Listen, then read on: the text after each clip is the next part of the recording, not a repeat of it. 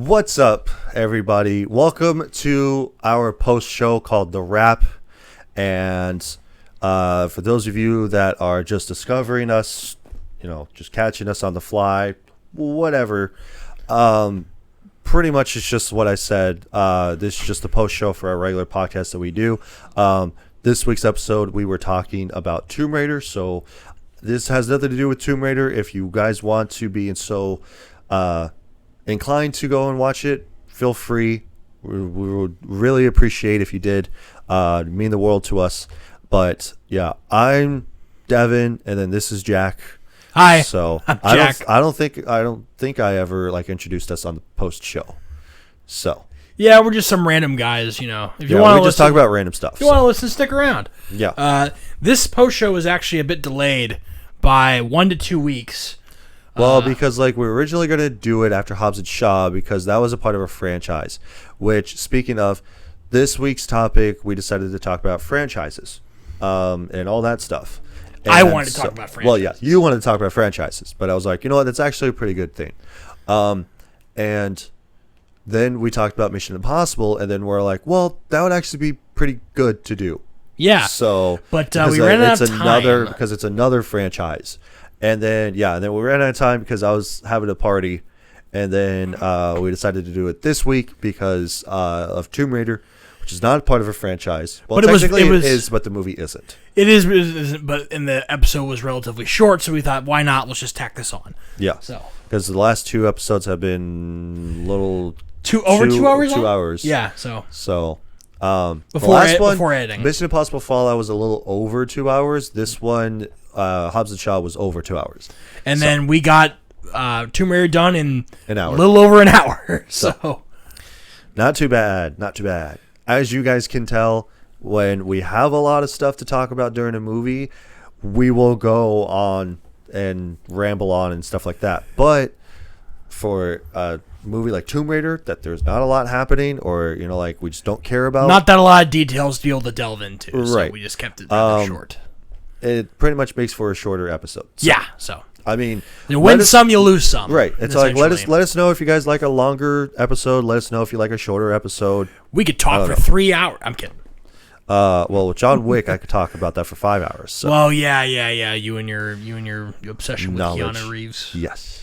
Speaking of John Wick, that's a franchise. It is. Which I don't know.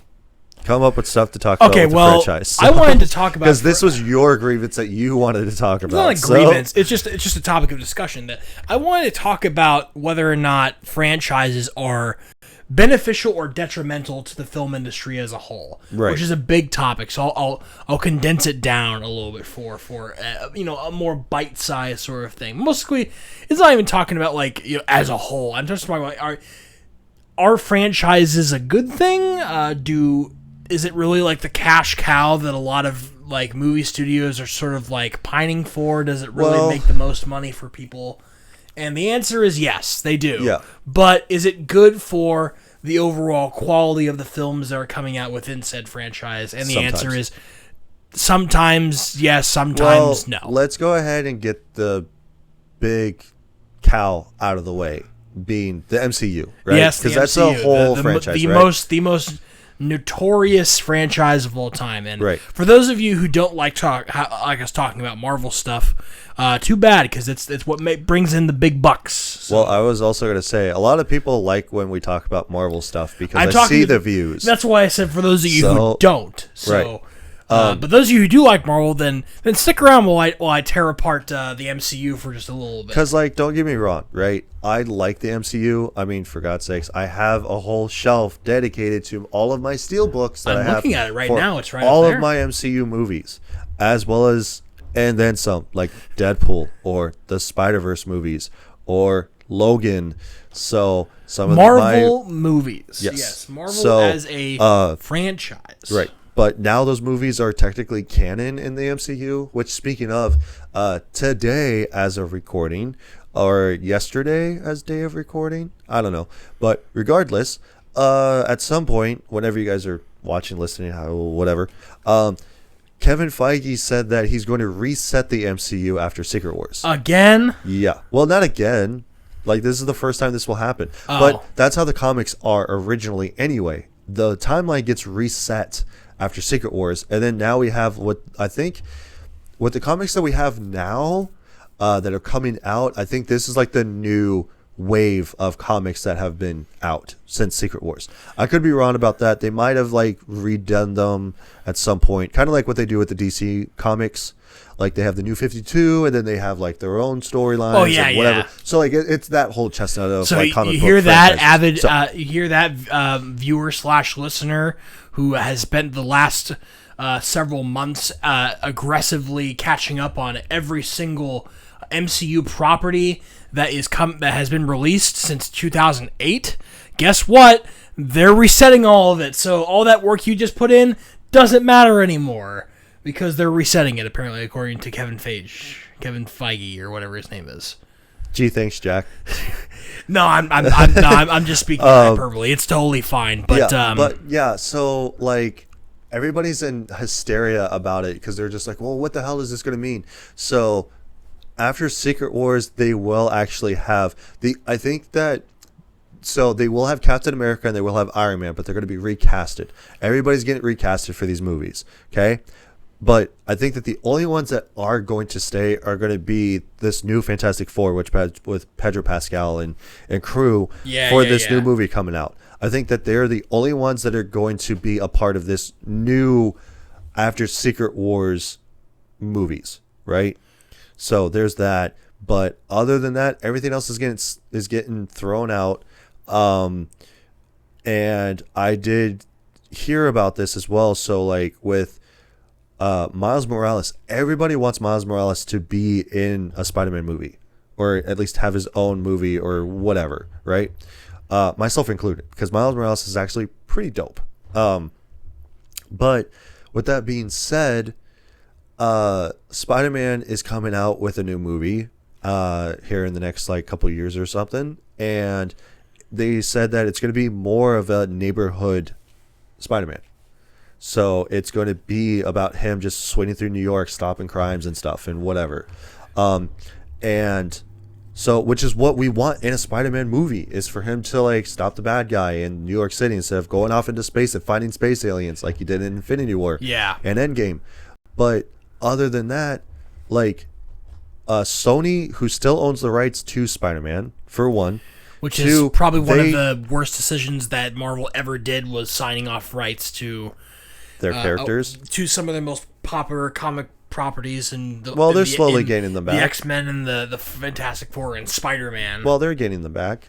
So, but here's the thing, though. So Sony still owns the rights to Spider-Man, right? Yeah. Guess who's also a Spider-Man? Miles Morales. Yes. So they can't even have Miles Morales in a live-action movie for like ever. Up until like Sony says so. Yeah, until Sony says so, basically. Well, here's the thing. I just now remember this too. So, Sony did say that they were going to have them do it, but only after the last Spider-Verse movie comes out, which is never going to happen apparently, because they keep pushing it. They keep pushing it back. So that's another franchise that is kind of. Well, which is awesome, but it's becoming a disappointment because they're not even releasing the third movie. It was supposed to already be released, and they still haven't. And then they said, "Oh, well, it'll come out next year, being in 2026." And now it's going to be released in 2027, and now it's going to be released in 2028. And that's a point that I wanted to bring. I'm still looking forward to it when it gets released in 2035. So, and that's a point that I wanted to bring up about franchises as a whole. When a franchise becomes a company's cash cow, right? Like Disney with Marvel. Disney with Marvel, right? So they want to keep pumping that stuff out. But then as time goes on, the MCU really started back with Iron Man. Back in 2008. 2008, right? It's been going for almost 20 years now. It is now 2025. It's 17 years later. Yeah. The problem is when you establish a franchise that has these recognizable characters. Another example of this is even Mission Impossible with Tom Cruise, right? Mm-hmm. And you're even talking about stuff like even the Lord of the Rings, with The Hobbit. No, I'm talking about like with a character like an actor like who plays Gandalf? Do you know off the top of your head? Sir Ian McKellen. Ian McKellen, yes. So take Ian McKellen back in like the 2000s, right? When 2001, when the Fellowship of the Ring was first done, right? I know Fellowship of the Ring, like Lord of the Rings, is a book before it was a movie franchise, but the book came out in like the 40s though, 30s, yeah, right? But you take him back in 2001, but then you have him come back like almost 20 years later. Or like almost like 15 years later for the Hobbit films, right? But you expect him to still do the same things that Gandalf did in the first couple movies, even though he's much older now.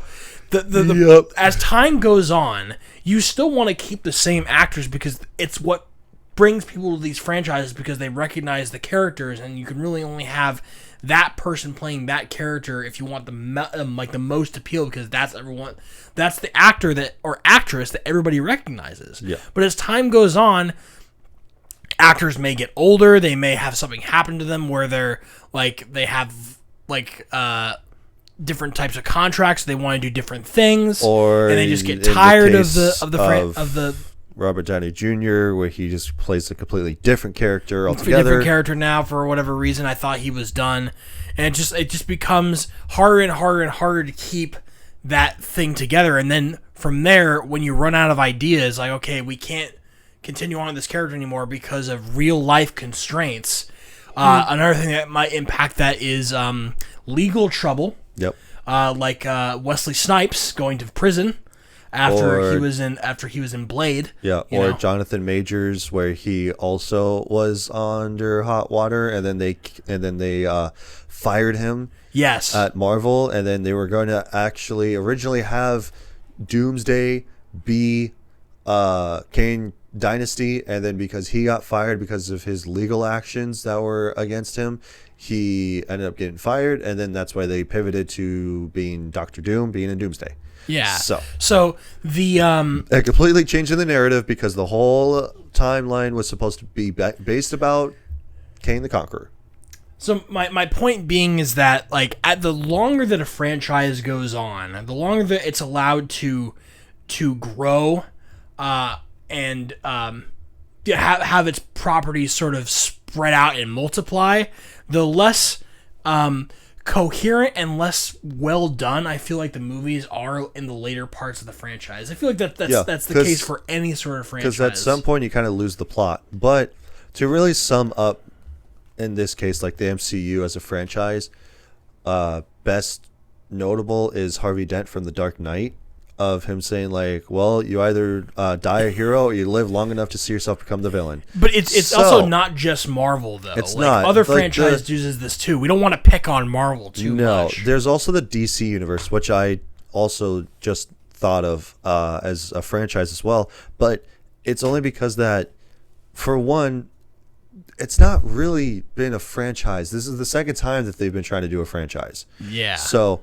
the first franchise was the Zack Snyder first. Yeah. With Man of Steel, Batman v Superman, Wonder Woman, all of those, Aquaman, all of those Flash, movies, Shazam. It didn't work. And it didn't work out because nobody liked Zack Snyder's take on these characters.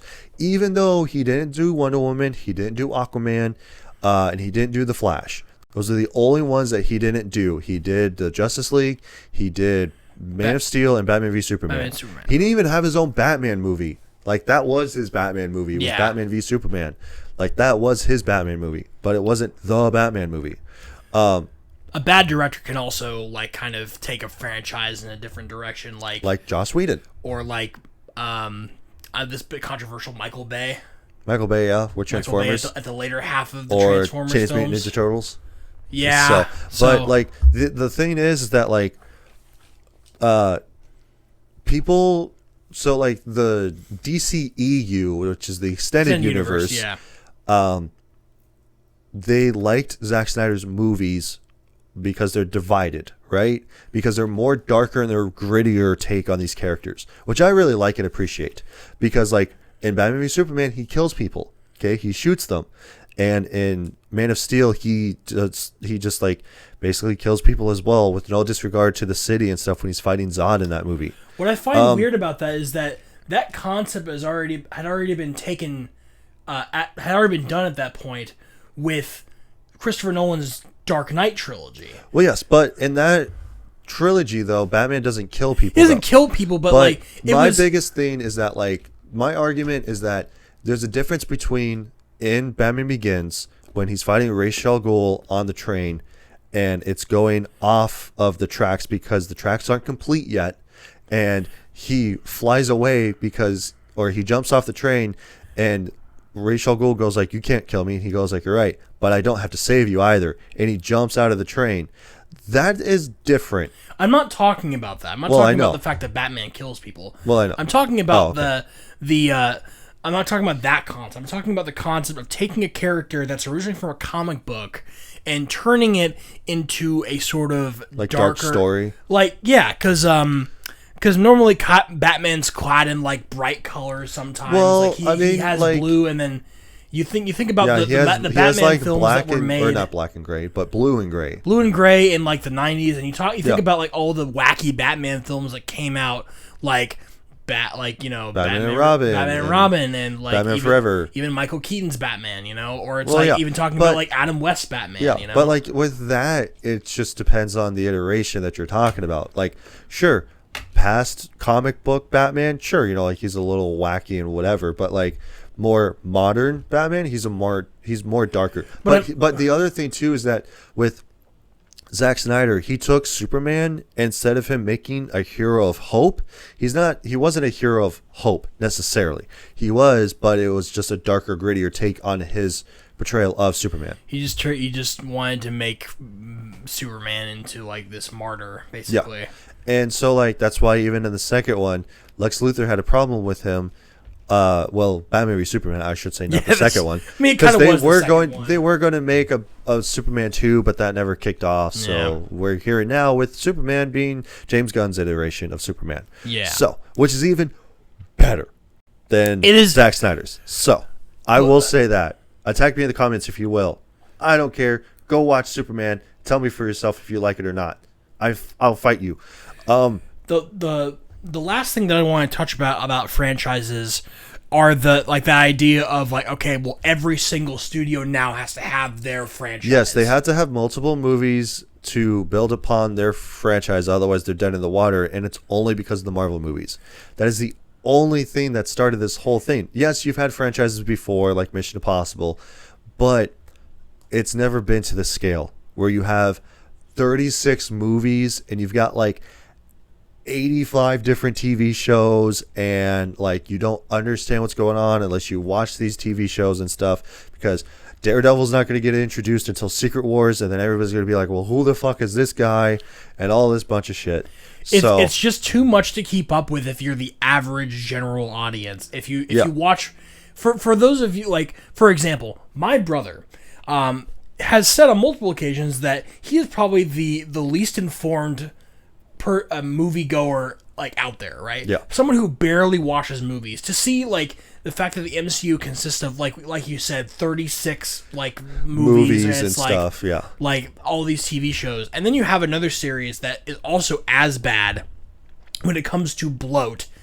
The Fast and Furious franchise. We talked about Hobbs and Shaw. We touched a little bit about this topic when we were reviewing Hobbs and Shaw, that they're making an 11th movie in the Fast and Furious franchise. They're going to make a 12th, but 12th, they already made an 11th one. But not yet. They haven't made the 11th one. But they're going to eventually make a 12th one. And yes. It's like, when does it... that will probably be the end of it. When does it end?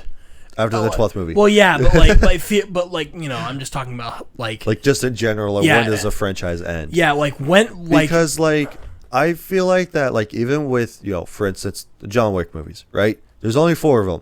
With Ballerina being included as a spin-off, that's 5 movies in general. But I really would not consider Ballerina to be in the John Wick franchise necessarily, because it is a spin-off. And then they're making another spin-off movie which ties into another character, which is in the 4th one. I think as soon as you go like past the 6th movie in a franchise, it starts to become tricky, right? Because there have been good 7th and 8th iterations of movies in a franchise, but more often than not, you end up like with a situation like the the sequel trilogy of Right, Star Wars. because like you know? here's the thing, right? Like with franchises, at some point you kind of lose the plot of what you were originally telling, like the Yeah. Fast and Furious franchise. But with that also being said, at some point, because like once you are starting to make money for the first movie, and then you go like, well, why don't we make a sequel to this? Not really cashing on his franchise, not thinking about that originally, but it's like, how about we just make a sequel? See how that goes. Then you kind of have to make up like bigger and better stuff.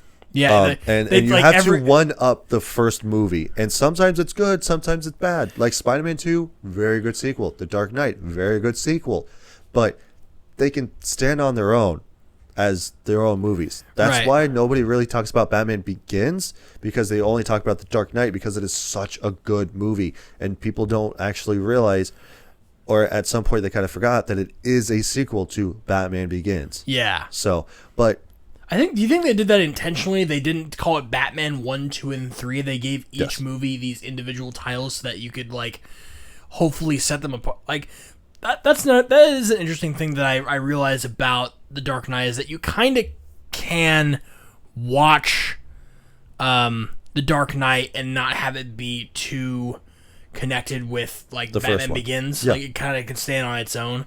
And we were talking about how the Mission Impossible movies kind of do that on their own, where they don't have to have you required homework watch all 5 movies before this one to be able to understand what's going on. It's like that's a good way to do a franchise, or Right. do a series of films, right? yeah, because I mean, like you could say that about like the MCU, kind of. You could take one specific movie and just watch it and enjoy it, like. But the only difference with the MCU is that they're all connected to each other in some So form maybe or maybe capacity. maybe first phase MCU, Yeah, you can kind of get away with like watching those like in any order you sort of want, because Yeah. they're not in like sequential order at that point, Right. because they kind of happen in different like time periods. and stuff. anyway. Well, like even the first and second Iron Man, Hulk, and Thor happen with all in the same week, and then Captain America happens, of course, like in the 40s, Yeah. and then Avengers happens to where all of them come together. So I'd probably say those 5 movies in general you could just watch on your own. But then as soon as you get past that point after the first phase, After then, Avengers, then it's then off the you ball. start entering waltzing, like an average audience member can start waltzing into these films, and then there will be several details in there that they have no idea what's going on. Yeah. And at that point you just have like you only get half the story basically. Yeah. And then later on you have to go back and figure out what you missed. It's like, oh, I had to watch a whole movie to understand this plot point. Right. That makes no sense. And it would make sense to anybody who wasn't already living in this era of Marvel dominance, right? Yeah. And that's the biggest takeaway for me, is that is the fact that Marvel got so big, right? Oh, sorry. No, you're fine. I was just looking at my stuff. Is- You're good. is the fact that Sorry, Marvel I'm a got- little tired. I get it. It's Marvel got so big, it now incentivizes companies to Yeah. create these long-lasting franchises, and therefore takes away from potential fresher ideas that might be missing, because they don't want to invest in something that's going to be a one-off or may not work. Right. They want to invest in something that's going to make them a lot of money over in the long term. Like I do, so like the comic book ones, so like Marvel and DC, makes sense to have a franchise, right? But I also understand, because like I also have this where it's superhero fatigue, right? I'm tired of every year we always have like 3 Marvel movies, we have like 5 TV shows that come out, and so it's all like, oh, in order to understand this movie, you kind of have to watch these other 2 shows and blah blah blah. But with that also being said, with this new iteration of the DC movies, they've already got stuff lined up, which I like. And so like that's the other thing too, is that like one of the things that I hate about the Marvel movies, especially now, is that one, it's overbloated, right? Yeah, it's super bloated. It's too much. 2, and this is talking about me being a Marvel fan in general, right? So 1, it's super bloated and it's super outrageous. 2 is also the fact that like you'll have stuff like Blade, for instance, right? Blade was supposed to be in the franchise like last year, maybe this year, maybe next year, I don't know. But he was supposed to be in the franchise at some point, and they keep going like, you know what, the director fell off. We lost all these writers. Like, Marshala Ali is supposed to be Blade. How much longer are they going to have him just be Blade and then he's not Blade? Because then they changed the script to where instead of him being the focal point, it was going to be a girl group that was going to be based around Blade, but was it going to be about Blade in general? This just sounds weird and confusing. It was just kind of dumb. And I'm like, why even make a Blade movie if it's not even going to be about Blade himself? Yeah. And like, honestly, when or if they actually do decide to make this Blade movie, let's not have an origin story of how he came about being the fucking vampire hunter, because that's just how he is. He was born half vampire. That's it. That's his origin story. Yeah, there you go. We don't need him to be like, oh yeah, when I was a young kid, this is my ability, blah, blah, blah. No, his ability is to basically walk around in the sunlight, be half vampire, and kill vampires. That's it. Yeah. He's a marksman. He's able to shoot people with pretty much like really good guns that he's trained with. I think what you're getting at is show don't tell. Yes.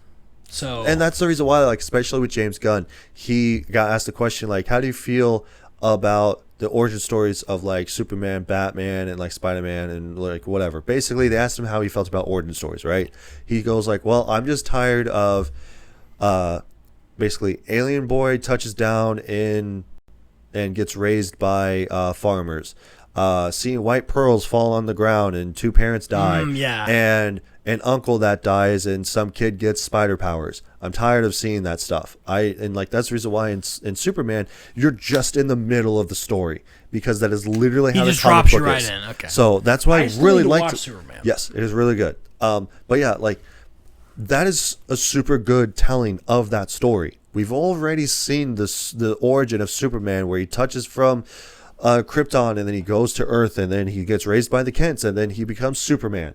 Like, this is literally 3 years after he becomes Superman, because they have this exposition in the beginning, which I won't spoil anything, but it's this exposition in the beginning of all of this bunch of stuff, and then it's like 3 years prior he comes out as Superman, like he unveils himself to the world as being Superman, and 3 minutes ago, or like 30 minutes ago or 3 hours ago or whatever, he lost his first fight. That's it. And then like that's when he like falls into the Antarctic. Okay. And then that's when the movie starts. And I'm like, dude, that's an awesome retelling of this character. And it's like, yeah, I'm tired of seeing Batman's parents get shot in the alley because there's no reason for it. And so we've seen it before. Right. And same thing with Uncle Ben for Spider-Man. That's why in Civil War, you just have him be Spider-Man. Like, that's it. You don't see Uncle Ben dying. Right. You don't see them moving on from that. You just see him being Spider-Man. That's it. But with that also being said, the fact that... Shut up. When I was talking about earlier with the DC lineup, so they already have Superman out. Next movie that they got on the docket is Supergirl. And then the movie after that, get this, it's not Batman. It's not Wonder Woman. It sure as fuck ain't Aquaman or The Flash. It's Clayface. Huh? A Batman villain. Clayface is getting his own movie. So that is the first 3 movies that they have in the lineup is Superman, Supergirl, and Clayface. So weird. I am super hyped about Clayface. All right. I really like Clayface. He's one of my favorites of the villain catalog for Batman. So, as well as Mr. Freeze. So, I really hope, and I don't necessarily want to be like, well, I really hope that they have like all the villains have their own movies or series or whatever. You don't need that though. Yeah, that's gonna be too much. There's too many. There's too many of them. Already starting out of the gate, right? With the Flash, they reset the timeline. That's the reason why we have this new timeline with Superman. But this isn't the first movie. Like this is the first movie, but this is the first thing that he's done for his own franchise. Right. Oh, excuse me. First thing that he did was Creature Commandos. That was the first thing that he did on the docket. That kicks off his DC universe. So, and then he goes into Superman, and then Supergirl, and then Clayface, and then whatever else that he wants to do. So, but I have faith in the DC universe now with James Gunn. So, I'm still not sold on franchises. I still think that, personally, I think we could do with a little less of studios just already having 6 movies planned in advance, and then making us wait year after year for the next installment to come out. Right. Yeah, because like that's kind of where franchises kind of shoot themselves in the foot, like the Marvel or the DC universe movies. They just think too far ahead, and then they we've got all of these movies geared up for the next 6 years. Cool. I can't wait to see none of them because apparently you guys can't hold on to any of these, like Blade, for instance. Or let's say someone's some executive in 2016. Okay, we're going to plan out these next couple of phases, and then 2020 hits. And now everything's at a standstill because of the global pandemic. Or let's say like you plan these movies 6 years in advance, and all of a sudden in the 5th or 6th year, there's a writer's strike. Right. What do you do then? Yeah. Do you just we already planned this out. It's a bit annoying. We already spent a lot of money developing these, then like hiring writers. Well, right.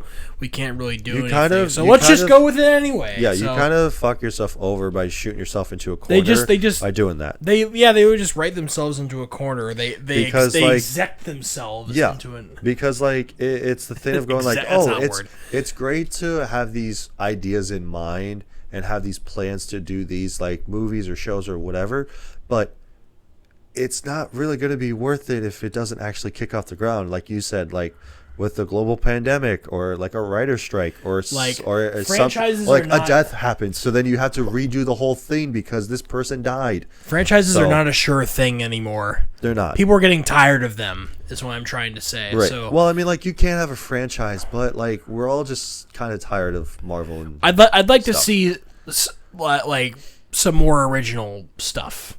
And people, I especially like to see. The other thing too is that nobody wants originality. Everybody wants either a sequel. Well, that's not true. Or, no. Snobs like me would like a little bit more originality. Well, but for your average viewer, they're gonna take whatever the next slop. But then it's also the other thing too of going like, okay, well, this is based off of a book or a short story, or this is based off of this one or whatever. So that's the only thing that I have to say about that because my brain is shutting off. Well, then we should probably wrap this up then. Probably. I was going to say, is there anything else? Nope. I could talk for longer, but maybe that could be another like franchises part 2 or something like that. Yeah. But next time I find franchises aren't going away. Yeah, There's they're not. Probably going to be something else that we'll talk about on the podcast that will come up that's like, hey, I actually want to talk about this franchise as a whole, or I want to be able to do this or have this as a topic of discussion or whatever. So that's basically what the post show is meant for. So, yep. But with that being said, thank you everybody so much for checking us out. Be sure to like, share, subscribe to the channel. You can only find the rap episodes here on YouTube, but if you guys want to follow the show and listen to us and stuff, we are here on YouTube, but also on Spotify. Excuse me. So be sure to watch all the rest of our actual podcast episodes that we actually talk about movies.